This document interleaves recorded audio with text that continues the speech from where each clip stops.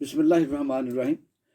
ناظرین، آپ جانتے ہیں کہ کرونا وائرس کی وجہ سے پوری دنیا ہل کے رہ گئی ہے۔ اس میں جہاں ایک طرف چائنا کی معیشت کو زبردست دھچکا پہنچا ہے، وہاں پوری دنیا میں اس بیماری سے بچاؤ کے لیے احتیاطی تدابیر کی جا رہی ہیں۔ آپ دیکھ رہے ہیں کہ چائنا جو مال ایکسپورٹ کرتا ہے، وہ تمام ان کی جو تجارت ہے اس وقت بند ہو کے رہ گئی ہے، اور امریکہ نے تو ان ملکوں پر بھی اپنے ملک میں آنے پر پابندی لگا دی ہے جو بے شک غیر ملکی ہوں، لیکن انہوں نے کبھی اس دوران چائنا کا سفر کیا ہو۔ لیکن میں سمجھتا ہوں کہ یہ جو کرونا وائرس ہے، اس سے پہلے بھی پوری دنیا میں بے تحاشا بیماریاں پھیلتی رہی ہیں۔ جب ہمارا ایک پوائنٹ آف ویو، اور اکثر لوگ جب اس پر ڈسکس کرتے ہیں اور وائرل بھی ہوتی ہیں کئی ویڈیوز، کہ وہ ایسی چیزیں کھاتے ہیں جو مثلاً اسلام میں حرام ہیں، تو میرا جواب ان کو یہ ہے کہ وہ صدیوں سے ایسی چیزیں کھا رہے ہیں۔ ٹھیک ہے، اسلام ایک بہترین مذہب ہے، لیکن وہ ایسی چیزیں مثلاً چوہے ہیں یا اور چمگادڑز ہیں، وہ صدیوں سے کھا رہے ہیں۔ اس میں ایک وجہ ہو سکتی ہے، لیکن صرف اسی وجہ پر ہی فوکس رکھنا میں سمجھتا ہوں درست نہیں ہے۔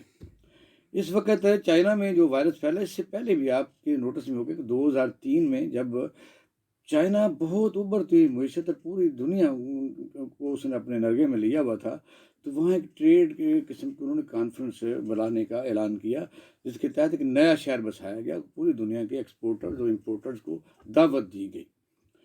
اسی دوران ایک سارس وائرس پھیلا، اور جس سے تقریباً 800 آدمی ہلاک ہو گیا، اور پوری دنیا میں ان کے جو مخالف، یعنی کہہ سکتے ہیں کہ کاروباری حریف، ان میں آپ سمجھ سکتے ہیں امریکہ ہے اور دوسرے ملک ہیں جو مینوفیکچرنگ کرتے ہیں، انہوں نے اس کو اس طریقے سے ہائی لائٹ کیا کہ وہ جو کانفرنس تھی وہ نہ ہو سکی، اور وہ بہت بڑا ایک سیٹ بیک تھا جہاں چائنا کی معیشت کو بہت بڑا دھچکا پہنچا۔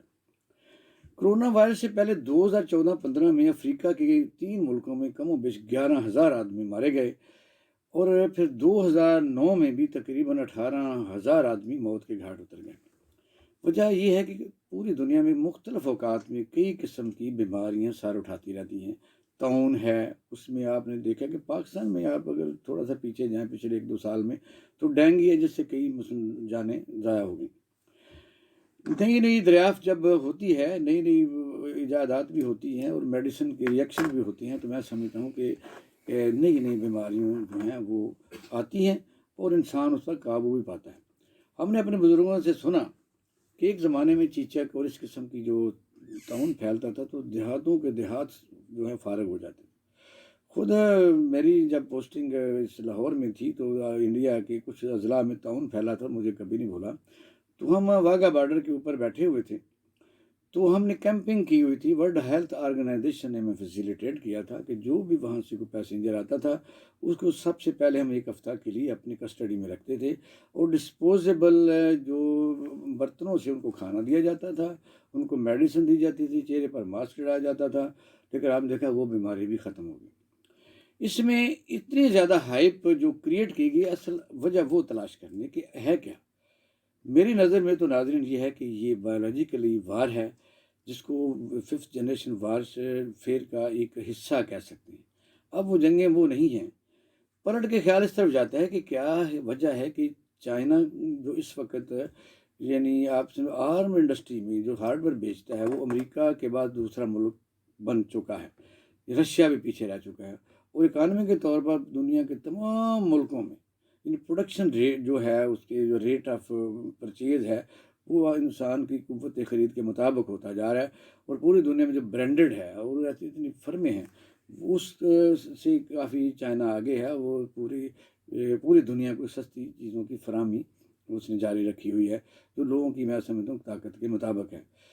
جو کمپٹیشن میں تو ظاہر چائنا کو شاید مات نہ دی جا سکے، تو کئی دفعہ کئی ایسے ماہرین بھی ہیں جو اس پر بھی کہتے ہیں کہ خیال کرنا چاہیے کہ چائنا کو اس وقت جو دھچکا پہنچانا تھا، اس سے چائنا 3 سال پیچھے چلا گیا۔ اسی وجہ سے انہوں نے تقریباً $22 بلین کی فوری طور پر ریلیف اور سبسیڈائز انہوں نے کیا، اور $175 بلین میں انہوں نے یہ کہا کہ ہم اس پر ہم انویسٹ کریں گے، تاکہ جو لاسز ہیں ان کو پورا کیا جا سکے۔